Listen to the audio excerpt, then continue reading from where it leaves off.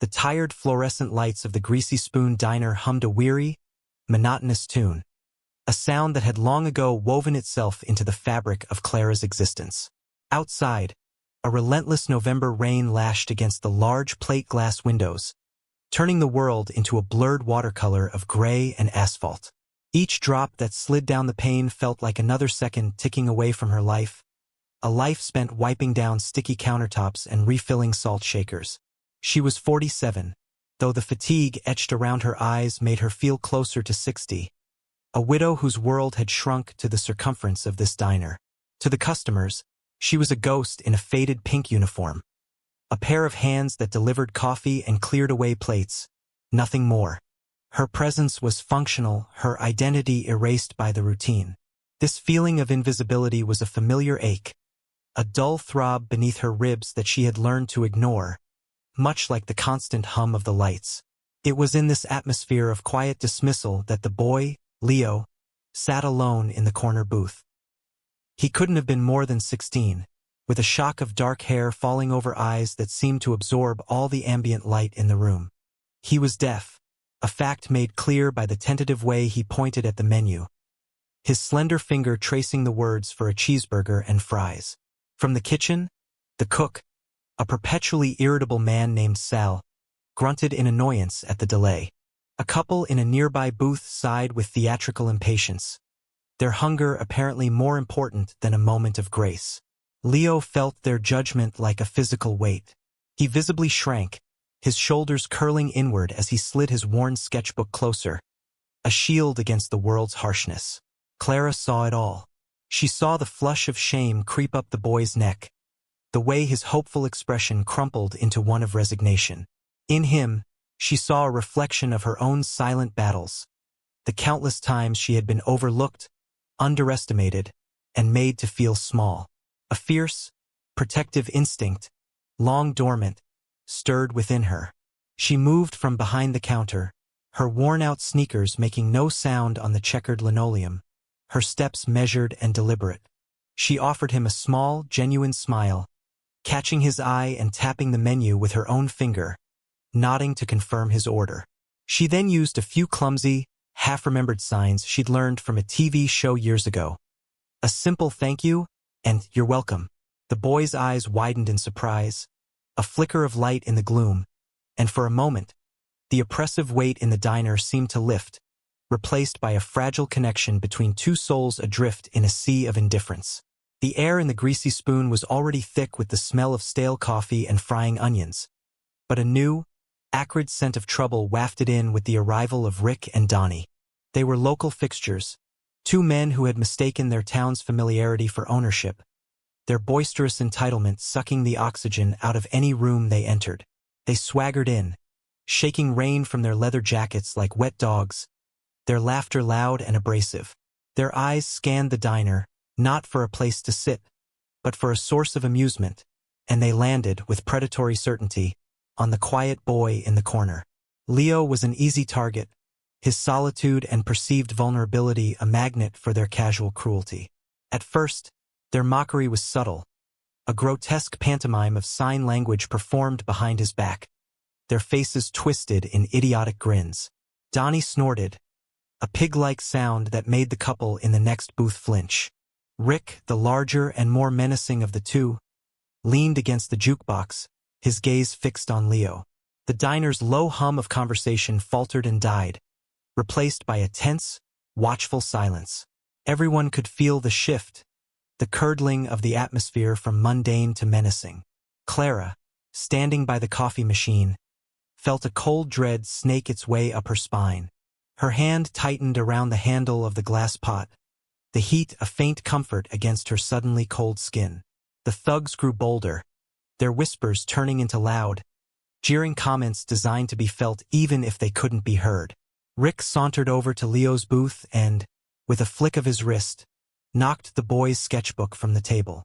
It landed with a soft thud on the floor, splayed open to a detailed pencil drawing of a soaring eagle. Leo flinched as if he'd been struck. He bent to retrieve it, his face a mask of humiliation. Rick placed a dirty boot on the page, smearing the delicate graphite lines. "Look at that," he sneered to the room at large. "The little dummy can draw." Donnie howled with laughter, a sound that was all malice and no joy. The other patrons shifted uncomfortably in their seats, their gazes fixed on their plates, their coffee cups, the rain-streaked windows, anywhere but the unfolding drama.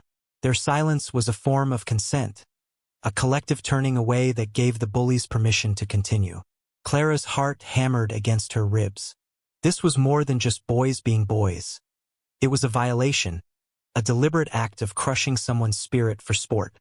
The image of the smeared eagle, its wings smudged and broken, became a symbol of the cruelty she was witnessing, and a line was being drawn in her soul. She knew, with a certainty that terrified and emboldened her, that she could not be one of the silent ones. Not today. A memory, sharp and vivid as a shard of glass, surfaced in Clara's mind, cutting through the immediate tension of the diner. It was the memory of her husband, Daniel, before the desert had taken the light from his eyes. He had been a mechanic, a man who spoke in quiet, measured tones but whose hands were fluent in the language of engines and steel. He'd loved the roar of a well-tuned motorcycle, the smell of gasoline and leather, the freedom of the open road. He had never been a biker in the club sense, but he'd held a deep, abiding respect for those who were. "They have a code, Clara," he told her once, his hands stained with grease as he worked on the engine of his old Norton. "It's not about noise or being tough. It's about honor. You stand by your own, no matter what." That code of honor had been Daniel's guiding principle, a quiet strength that he carried with him even after the war had hollowed him out, leaving him haunted by silent demons. He had faced them with a dignity that broke her heart, never complaining, never lashing out, just enduring. He taught her that true strength wasn't in the shouting, but in the standing still, in holding your ground when the world tried to push you over. After he was gone, the world had tried to push her over plenty. She was just a waitress, a grieving widow with no prospects, easily dismissed. The bank had been dismissive. The insurance company had been dismissive. Even her own family had treated her with a kind of gentle pity that felt like its own form of dismissal. She had learned to absorb it, to build a fortress of resilience around her heart. But watching Rick and Donnie torment that boy, she felt the walls of her fortress begin to crumble, not from weakness, but from a surge of righteous anger. This wasn't just about Leo anymore. It was for Daniel, who had fought his battles in silence. It was for every person who had ever been made to feel invisible, worthless, or weak. It was for the younger version of herself, a shy girl who had let bullies steal her lunch money and her voice.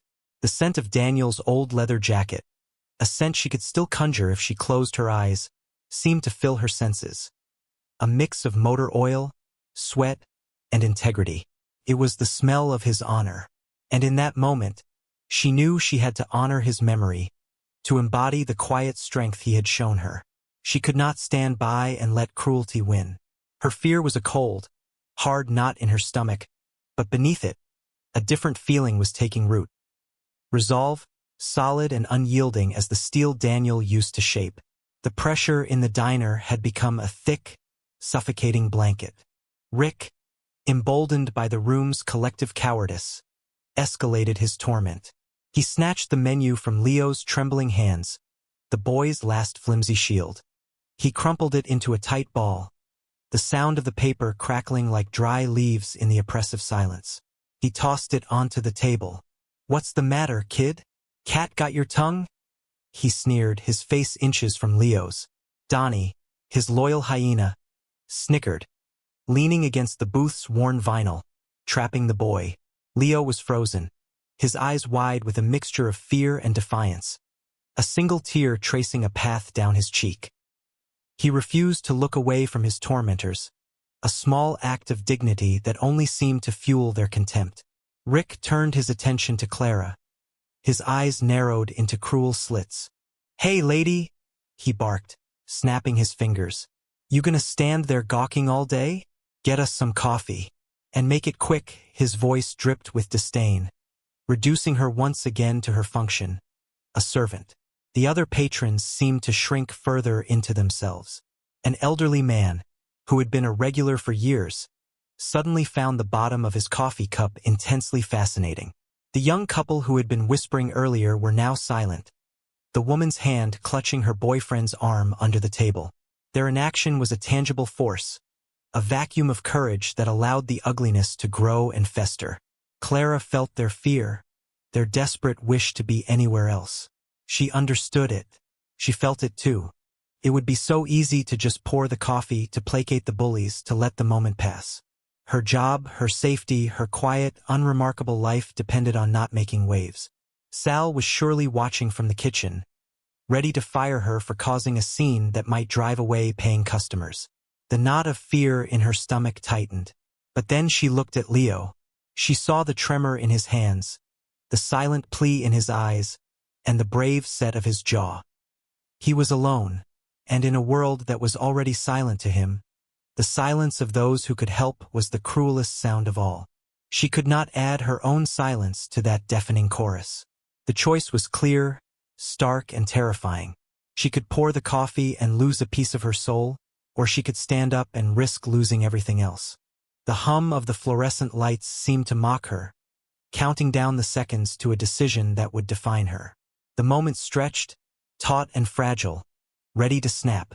And Clara, the invisible waitress, prepared to make a sound that everyone would hear. With a deep, steadying breath, Clara set the glass coffee pot down on the counter. The soft clink was the only sound in the diner, a punctuation mark at the end of the room's silent paralysis. She walked out from behind the counter, not with the hurried, deferential steps of a waitress, but with the measured, deliberate pace of a woman on a mission. Her worn sneakers made soft, rhythmic sounds on the linoleum, a drumbeat counting down to a confrontation. She did not approach the thugs with a tray or a notepad. Her hands were empty, her expression unreadable, but her eyes, when she finally lifted them, were like chips of flint, hard and ready to spark. She stopped directly in front of Rick, positioning her small frame as a barrier between him and Leo. She was shorter than him by a foot, outweighed by 100 pounds, but in that moment, she seemed to cast a shadow far larger than her physical form. Her voice, when it came, was not a shout.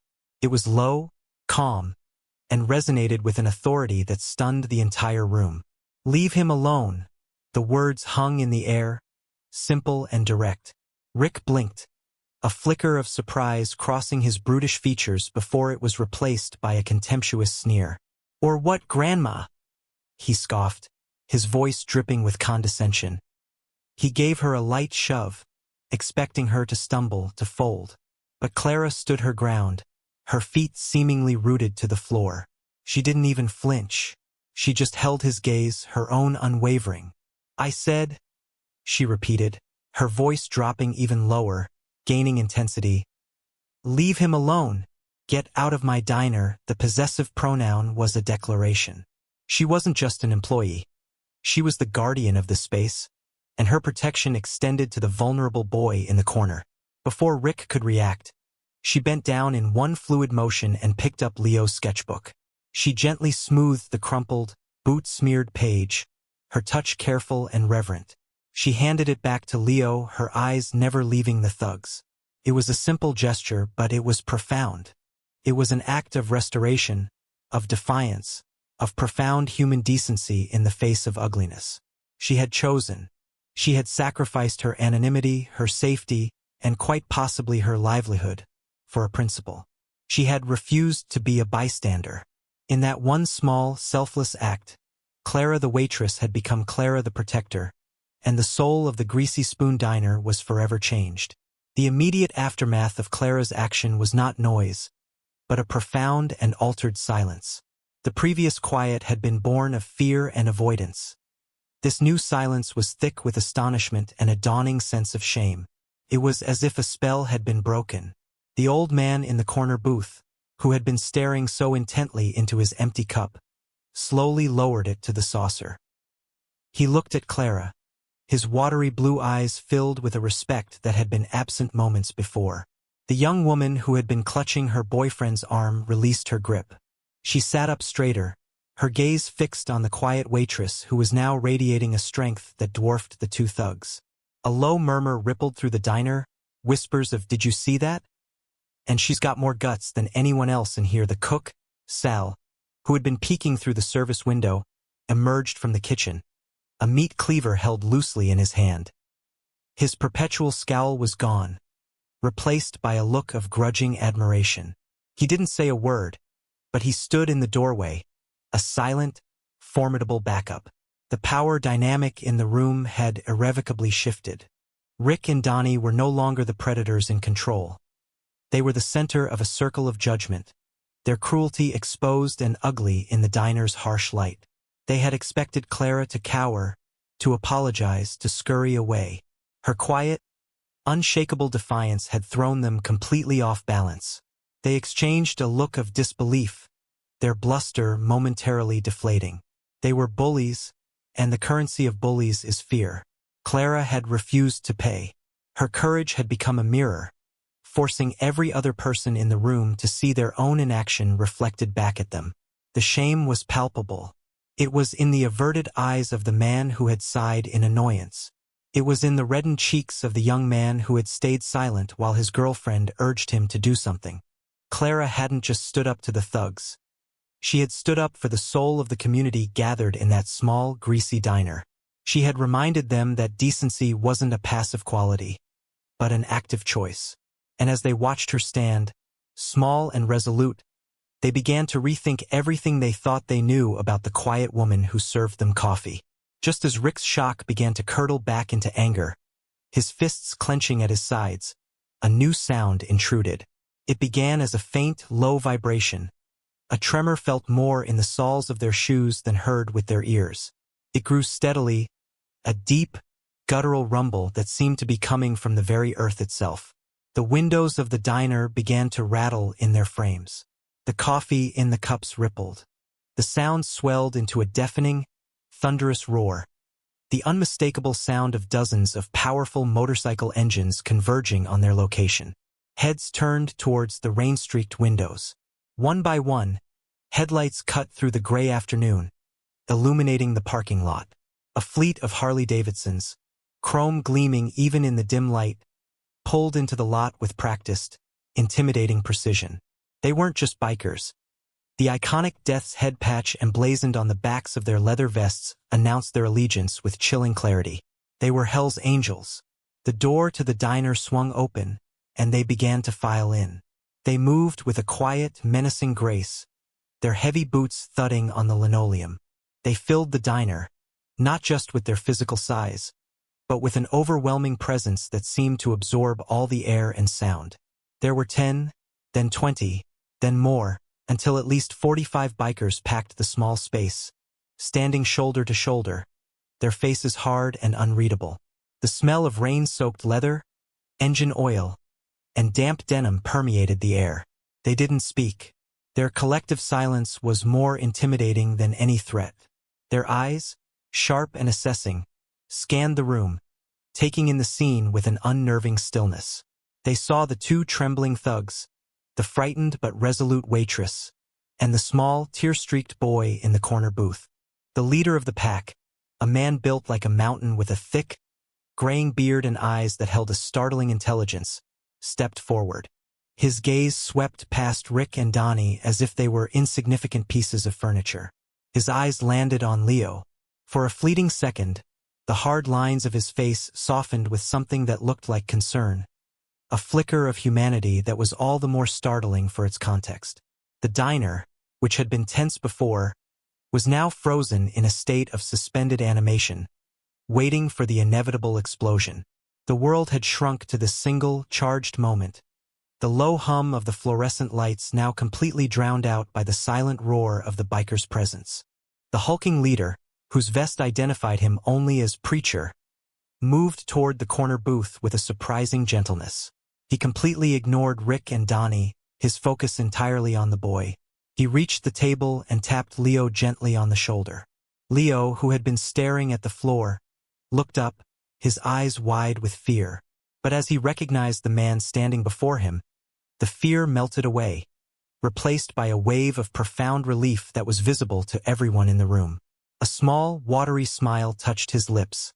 Preacher leaned down slightly and, To the astonishment of the onlookers, his large, calloused hands began to move in the fluid, graceful motions of American Sign Language. "You okay, kid?" he signed, his expression softening further. Leo's hands, though still trembling slightly, flew up to answer. He signed quickly, his fingers a blur of motion, explaining what had happened. He recounted the mockery, the spilled sketchbook, the crumpled menu.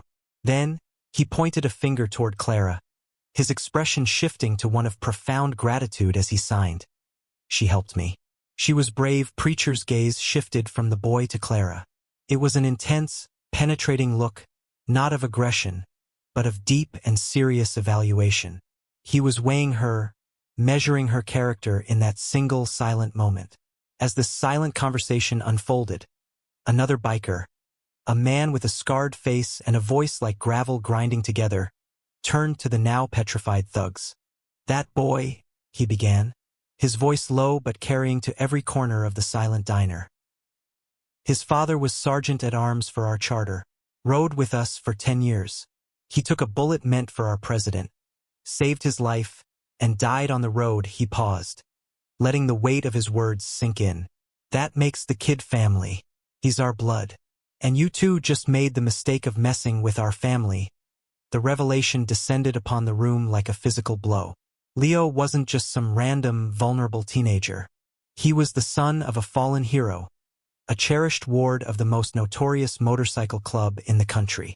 And Clara, the quiet waitress, had unknowingly stepped in to defend one of their own. Preacher's eyes, still on Clara, seemed to see more than just her actions. He saw the echo of the same honor they prized above all else, the same quiet courage that Leo's father had shown.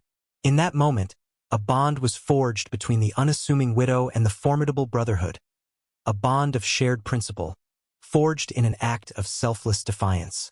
Preacher held Clara's gaze for a long moment before giving a slow, deliberate nod of acknowledgement. He then turned his full attention back to the scene, his calm demeanor making him all the more terrifying. He walked from the booth to the counter where Clara had retreated, the sea of leather-clad bikers parting silently to let him pass. He pulled a thick, worn leather wallet from his back pocket and extracted a wad of cash so large it was startling.